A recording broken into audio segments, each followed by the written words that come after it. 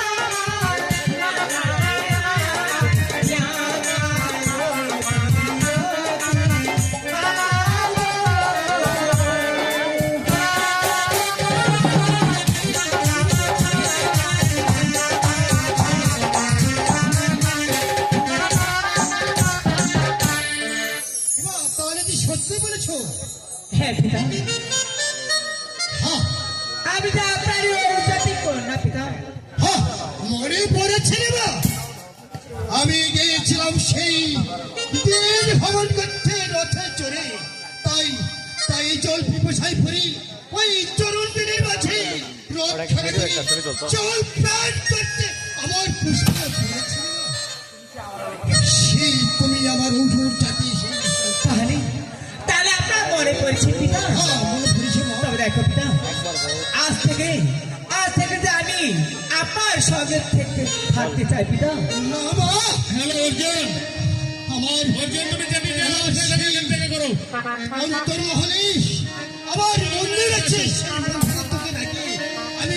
আমি তো এক জায়গায় থাকার ঠিক আছে পিতা আপনার যে দক্ষিণ মনোহর আছে আমি সেই জায়গায় থাকবো আমাকে সেই স্থানে নিয়ে চলো পিতা শোনো আমার সঙ্গে এসো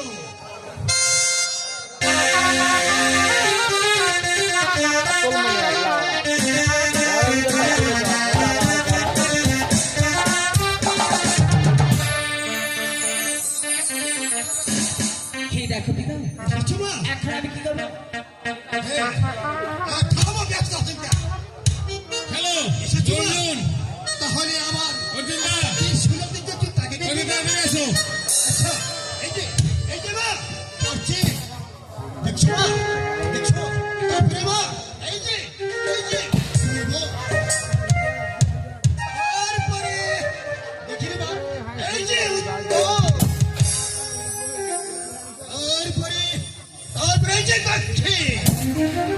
দক্ষিণ মণ্ডপ ধরে তোমাকে থাকতে হবে না তোমাকে যতদিন আমি না আসা পর্যন্ত তোমাকে ওখানেই থাকতে হবে ঠিক আছে পিতা তুমি চলে পিতা শিবাত করি বাবা তুমি চিরসুখী হও তবে আমার কয়েকটি কথা আছে রে মা আবার কি কথা আছে পিতা আমার এই কথা আছে তোমাকে বলছি এই যে দক্ষিণ মণ্ডপে থাকবি কিন্তু এই লোকালাই পড়ালে মানুষ যাচ্ছিলেন দেখতে পেলে তোকে মেরে ফেলবে আমি আপনার কথা আমি অক্ষর অক্ষর পালন করবো কখন আমি এই লোক সমাজের মাঝে বের হবো না পিতা। গেছে মা, আর কি কথা মা, আবার কি কথা? যদি কোনো বিপদে পড়ো তাহলে এই মহাদেবের নাম একবার স্মরণ করবা। ঠিক আছে পিতা, যদি আমি কোনো বিপদে পড়ি তাহলে আমি তো আপনাকে স্মরণ করবো। আপনি যেখানে থাকেন না কেন আমাকে এসে উদ্ধার করুন পিতা। হ্যাঁ মা, তবে কেউ জানে না। আশীর্বাদ করি মা, আমার আরো কয়েকটি কথা আছে মা। তারপরে লক্ষ্য রাখো মা, এই যে মা, তুই একা একা থাকবি, একটা তো ভয় করবি না মা? না, তোর কোনো কথা আছে আবার? আবার কি কথা আছে পিতা? কোনো কথা নাই? না, এখনো বুঝতে পারিস না মা, তুই একা একা চিন্তা করতে করতে এই বন্ধ ভরে নিষ্কৃষ্ট হয়ে যাবি। তবে এই তোর ছোট বোন খাল্লাস, এই যে শুধু তোকে রেখে যাবো, শুধু করে খাল্লা করতে পারবি, কিন্তু অন্য কোনো ব্যবহার করতে পারবি না রে মা। এ কি বলছেন পিতা? হ্যাঁ, তোর কি মনে হচ্ছে আমি আবদ্ধ মতো করি? তখন আমি কি করবো পিতা? হ্যাঁ, তারও কথা আছে রে মা, তবে আরো কয়েকটি কথা আছে, তুমি শুনে রাখো মা। যার ঘরে একটি ছেলে আছে তাকে কখনো দংশন করতে পারবে না। আমি তাতে রাজি আছি পিতা। তারপর আরো কথা আছে মা, যার ঘরে ছেলে মেয়ে সংখ্যা 3 গুণ আছে তার ঘরে সত্য? হ্যাঁ, অতিরিক্ত বিষের জ্বালা যন্ত্রণা সহ্য করতে না পারলে কষি বাড়ির ছোট ছেলে দেবী, তবু কাউকে দংশন করবি না। দেখো যদি আমি কোনো জায়গায় যা হচ্ছে বিপদে পড়ি তখন আমাকে কেউ উদ্ধার করবে পিতা? আর তুমি একবার মহাদেবের নাম নিবি, তোর আশীর্বাদে কেউ থাকবে না, 33 কোটি দেবতা তোকে এসে উদ্ধার করবে। সত্য পিতা? হ্যাঁ মা, বেশ, আপনি শুধু আমাকে আশীর্বাদ করেন। ওই কারো লাগছে হচ্ছে আমাকে উদ্ধার করে পিতা। যারা উদ্ধার করে মায়ের দিকে তাকাও। তোমাকে আশীর্বাদ করলো মা, এই তো তোমার আশীর্বাদ, তুই কখনো ব্যর্থ হবে না, যে কোনো কাজে যাবি সব কাজে জয় হবে রে মা, জয় হবে। তোর মন্দ ঘরে তুই চলে যা রে মা। ঠিক আছে পিতা।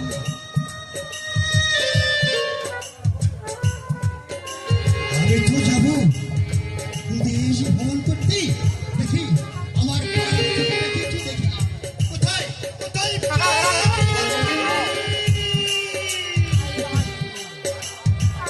প্রণাম স্বামী। আশীর্বাদ করি চির। এই আমাকে কেন স্মরণ করেছে স্বামী? হ্যাঁ, তোমাকে স্মরণ করেছি, আমার কয়েকটি কথা আছে। এই আমার কি কথা আছে স্বামী? আমার আমার এই ত্রিশূলের দিকে একটু তাকিয়ে দেখো, এই সমস্ত তোমার ভেলাটা ভেঙে দিয়ে রে মা। এই যে পূর্ব, হ্যাঁ স্বামী। তারপরে দেখো দেখো এই যে পশ্চিম, হে তারপরে? তারপরে এই যে উত্তর, হ্যাঁ তারপরে? তারপরে এই দক্ষিণ। এই কেন স্বামী? এই দক্ষিণ মন্ডপ ঘরে তুমি জানো না যাওয়া হয়। এই কেন স্বামী? আমি সব মন্দির ঘরে যেতে পারবো, ওই দক্ষিণ মন্ডপ ঘরে কেন যেতে পারবো না স্বামী?